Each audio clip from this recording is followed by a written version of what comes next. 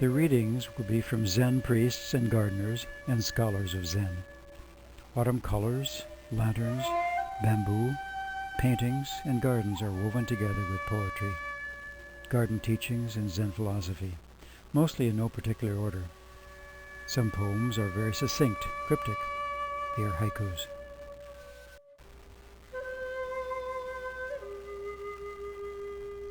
From far and near, voices of waterfalls are heard. Leaves falling. The autumn full moon, all night long, I pace around the lake.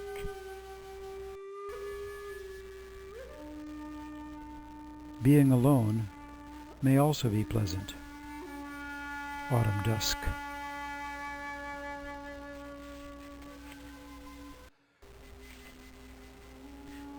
The intention of the best Japanese gardens is not to make a realistic illusion of landscape, but simply to suggest the general atmosphere of mountain and water in a small space,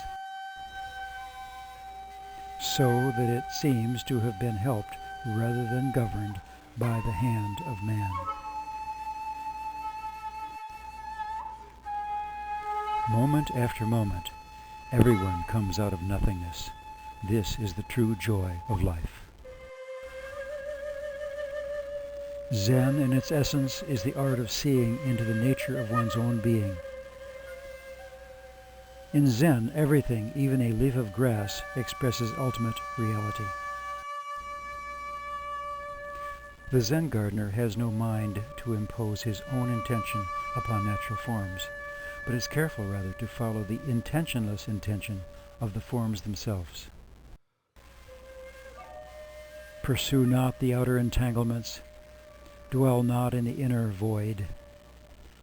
When the mind rests serene in the oneness of things, the dualism vanishes by itself. The more you talk about it, the further astray you wander from the truth. Stop talking and thinking, and there is nothing you will not be able to know.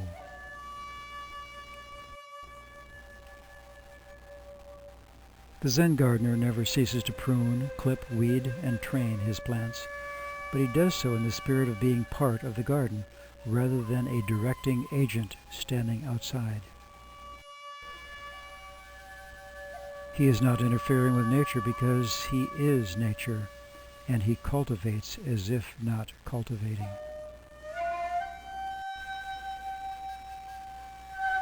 The wild geese do not intend to cast their reflection. The water has no mind to receive their image.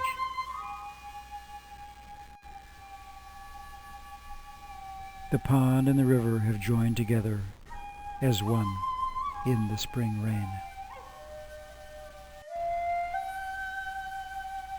The night is brief. On the river shallows remains still a piece of the moon.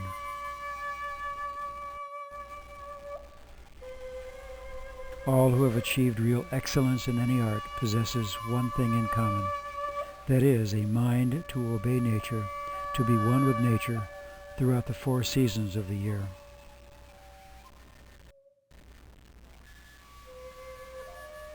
The question clear, the answer deep. Each particle, each instant, a reality. A bird call shrills through mountain dawn. Look where the old master sits as a rock in Zen. Only awake to the one mind, there is nothing whatever to be attained. Make the smallest distinction, and heaven and earth are set infinitely apart. To set up what you like against what you dislike is the disease of the mind.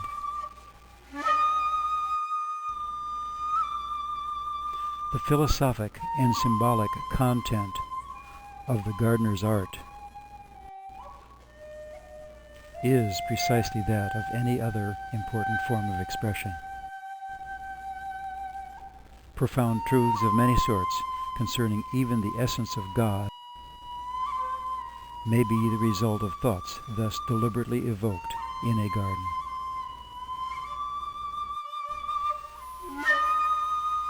The Zen practice is realized in the teasing charm of incompleteness. The suggestion that the onlooker finish his own idea according to his imagination.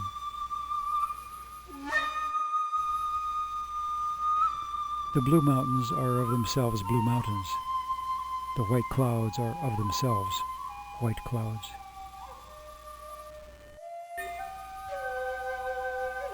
The long night, the sound of the water says what I think. Meeting, they laugh and laugh. The forest grove, the many fallen leaves.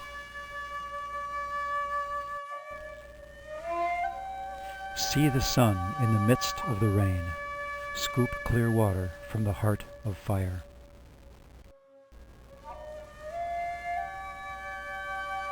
He who truly attains awakening lives daily life in awakened awareness. His every act from morning to evening is his religion. The nature of the mind, when understood, no human speech can compass or disclose. Enlightenment is not to be attained, and he that gains it does not say he knows. Wind subsiding, the leaves still fall. Bird crying, the mountain silence deepens. Trees show the bodily form of the wind. Waves give vital energy to the moon. Each day in life is training for myself, living each moment equal to anything, ready for anything. I am alive. I am this moment. My future is here and now. For if I cannot endure today, when and where will I? Earth, mountains, rivers, hidden in this nothingness. In this nothingness, earth, mountains, rivers revealed. Spring flowers, winter snows, there is no being nor non-being, nor denial itself.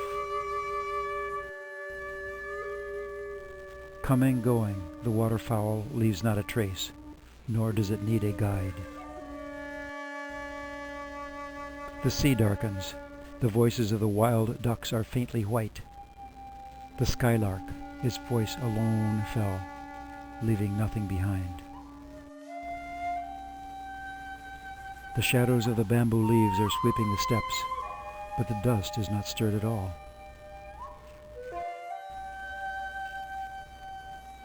The reflection of the moon has penetrated the bottom of the stream, but no traces are left on the waves. Only when your minds cease dwelling upon anything whatsoever will you come to an understanding of the true way of Zen. Do not permit the events of your daily lives to bind you, but never withdraw yourselves from them. The mind moves with 10,000 things. Even when moving, it is serene. Perceive its essence as it moves, and neither joy nor sorrow there is. Our original nature is devoid of objectivity. It is void, omnipresent, silent, pure. It is glorious and mysterious, peaceful joy. Enter deeply into it by awaking to it yourself. The perfect way is without difficulty. It avoids picking and choosing.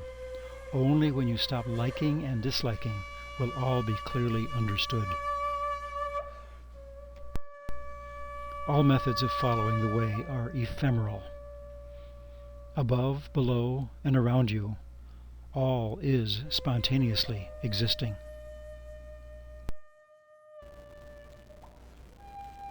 The steep slope hangs above the temple calm. An autumn voyager, I go by ways neither old nor new, finding east, west, my mind the same. Even though the mountain becomes the sea, words cannot open another's mind. Fire does not wait for the sun to be hot. nor wind for the moon to be cool.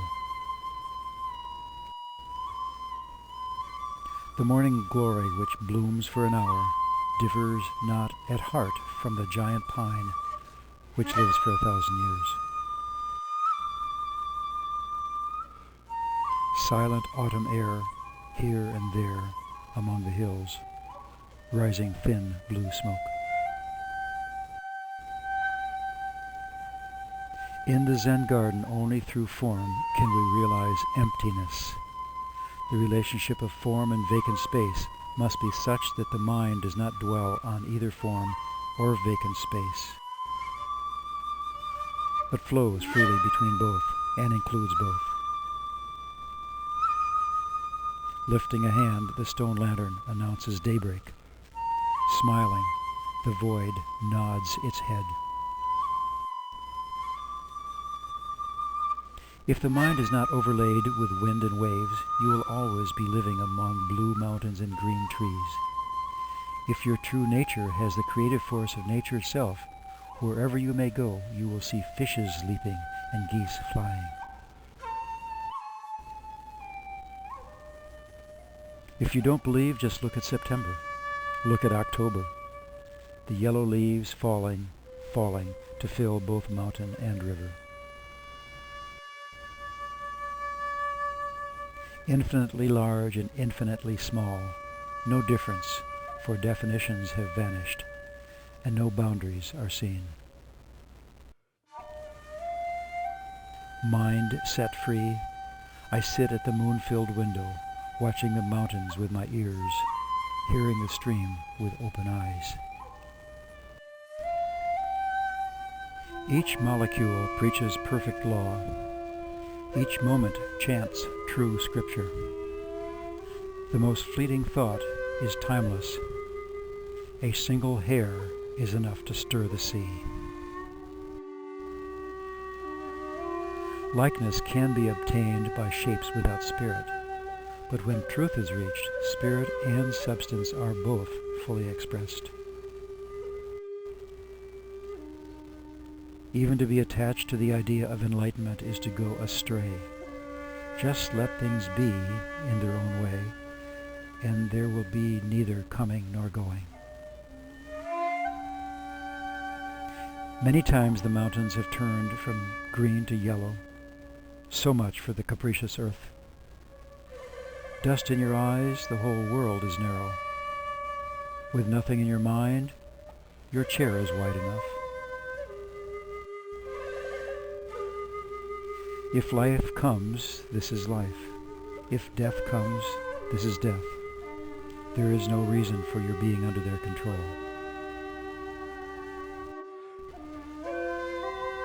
In spring, hundreds of flowers. In autumn, a harvest moon. In summer, a refreshing breeze. In winter, snow will accompany you. If useless things do not hang in your mind, any season is a good season for you. Zen is the way of perfect tranquility. Inwardly, not a shade of perception. Outwardly, not a shade of difference between phenomena. You are a conscious bird with no mind to twitter, a mountain unconscious of the others rising around it.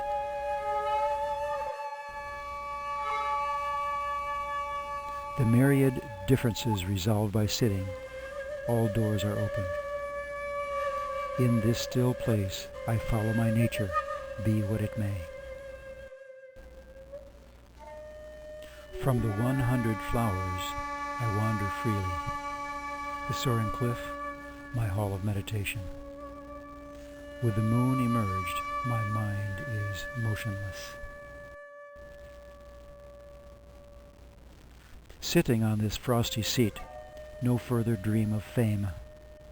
The forest, the mountain, follow their ancient ways, and through the long autumn day, not even the shadow of a bird. Under the cloudy cliff, near the temple door, between dusky plants on the pond, a frog jumps in the water. Plop! Startled, the poet drops his brush. A trout leaps, clouds are moving in the bed of the stream.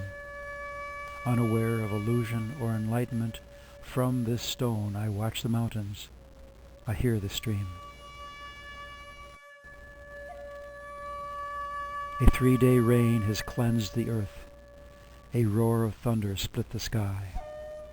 Ever serene are linked phenomena, and though the mind is alert, it's but an ash heap.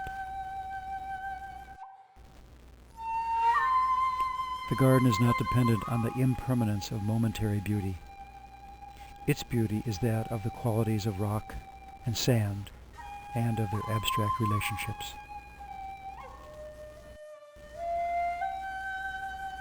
Pursuing the tasks of everyday life, I walk along the ancient path. I am not disheartened in the mindless void.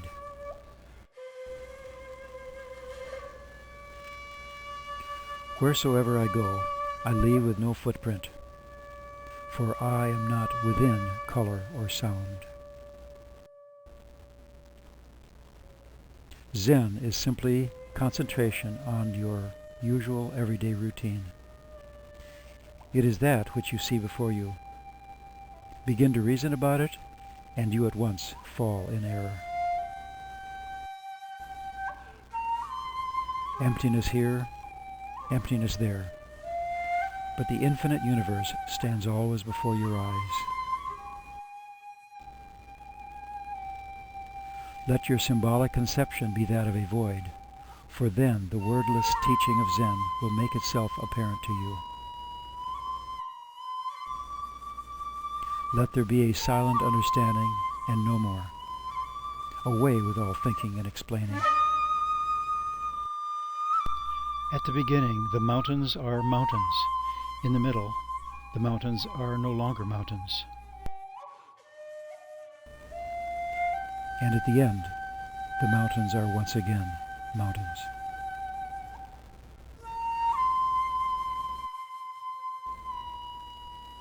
Words. The way is beyond language. For in it there is no yesterday, no today, no tomorrow. Silently and serenely, one forgets all words. Clearly and vividly, that appears before him. When one realizes it, it is vast and without edges. In its essence, one is clearly aware. Singularly reflecting is this bright awareness. Full of wonder is this pure reflection. The moon and the dew, stars and stream, snow on pine trees, and clouds hovering on the mountain peaks. Serenity is the final word. Reflection is the response to all. The truth of serene reflection is perfect and complete. Oh look, the 100 rivers flow in tumbling torrents to the great ocean.